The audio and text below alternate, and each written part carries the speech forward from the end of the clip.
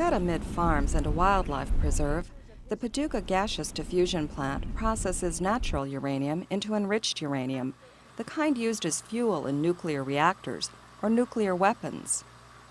Since 1952, it's been operated for the federal government by private companies. Union Carbide was the first and ran the plant until 1984. Al Puckett worked there in the early years. When we first started to work over there, well, they had the Geiger counters, and if we worked in stuff, and we got contaminated, well, we'd put our hands in the Geiger counter, and if it showed it was radioactive, we'd go wash it off, and then later on, they took the Geiger counters out, and they told us, says, that stuff won't hurt you. Said it's harmless. Says it won't hurt you if you ate it. Said it wouldn't hurt you. Joe Harding worked at the plant for 18 years, starting in 1952. You were breathing this uranium hexafluoride enough that you accumulated a real bitter taste in your throat and mouth and a coat on your teeth. He began speaking out before he died in 1980, recording an audio diary that his widow Clara and daughter Martha Alls have preserved. My name is Joe Harding, and I'm 58 years old. I have a story that I think everyone in America should know about. I heard about the atomic energy plant that was being built at Paducah, Kentucky, and of course this was all new and strange to me and seemed to be important and patriotic and somewhat secret work. I was 31 years old at that time and weighed about 175 pounds. I was strong and healthy and tough and never been sick, and I could eat anything and it didn't bother me. You haven't seen that, have you? When was that taken? The night he died. Joe Harding began losing weight within months of starting work at the Paducah plant, and sores that would not heal crept up his legs. And I said, honey, what's that on your ankles?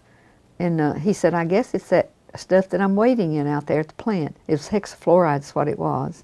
Even up through the 1980s, Department of Energy investigators say that protection against radiation at the site was very inconsistent. Men walked through uranium dust on the floors and brushed it off the tables where they ate. Respirators weren't required.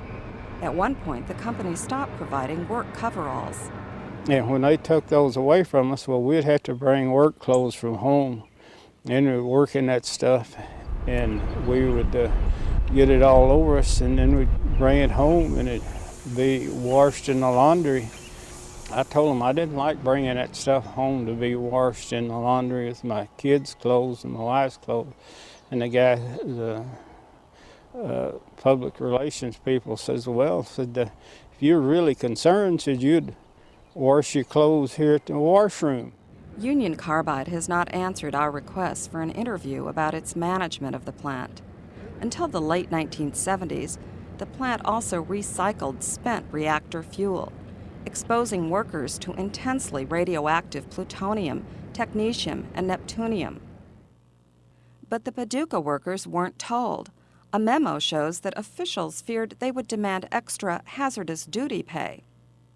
After a Washington Post report in February, the Department of Energy admitted that the plant had also secretly dismantled and milled scrapped nuclear weapons over the years, burying them on the grounds or storing them above ground, like the rusty uranium cylinders and other heaps of contaminated scrap. People who lived nearby knew even less than the workers. Energy Department investigators reported earlier this year that on some nights and overcast days, the plant vented radioactive steam and smoke from its stacks. They also found the plant dumped contaminated scrap and equipment near the wildlife reserve, where it was scavenged by workers there. Union Safety Officer Jim Keyes has worked at the plant since 1974 in areas where uranium was handled. They would spill material on the floor. They take like a regular broom, just sweep it up, put it in a dumpster or garbage pail, and then I've seen them take fire hoses and wash the remaining spill out the door into a drainage ditch.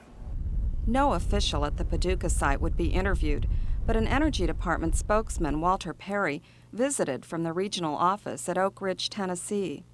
And we certainly want to get to the bottom of this. We want to determine what type of work was conducted here, because if there are things in our landfills and our classified burial grounds, we need to know that. The veil of secrecy was one that was very thick back in the Cold War. Over the years Joe Harding worked at the plant, he continued to lose weight, unable to hold food down. Most of his stomach was surgically removed.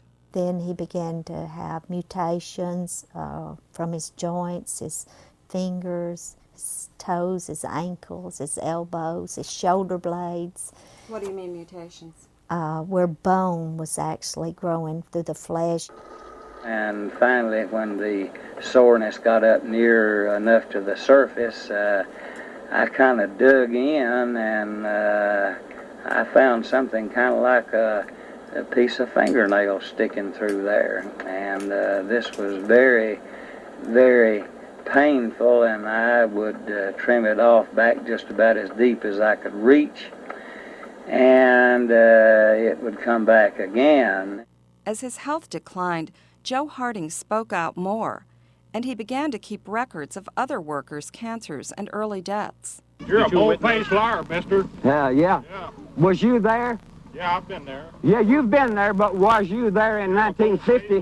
Was you there in 52? You're a liar. Was you there in 52? I ain't old. So, well, that's good. So you don't know what happened back then. No one knew until this document was released last year that plant officials were also tracking worker cancers and deaths, while denying there was any reason to worry. Justice for our nuclear weapons workers is finally happening. The government is for a change on their side and not against them. In April, Energy Secretary Bill Richardson announced he was reversing a decades-old policy of opposing the compensation claims of nuclear workers.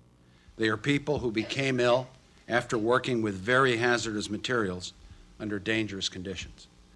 Secretary Richardson has proposed that sick workers be paid a lump sum or reimbursed for their medical bills. But for some, the offer is too little, too late. I think they ought to be held accountable and carried, and I'd like to see them be put on trial, and I hope they put them in prison, because a lot of my friends I know died from what they did. It was just like people was expendable, and our lives didn't have any value at all. Well, I just hope that I have created some interest in people who will back up this effort to get proper government and state agencies into the plant. By finding the beautiful roses that are hidden in life's thorny branches. Of toil, pain, and cares, he lived the impossible dream and died with the hope that it would last forever.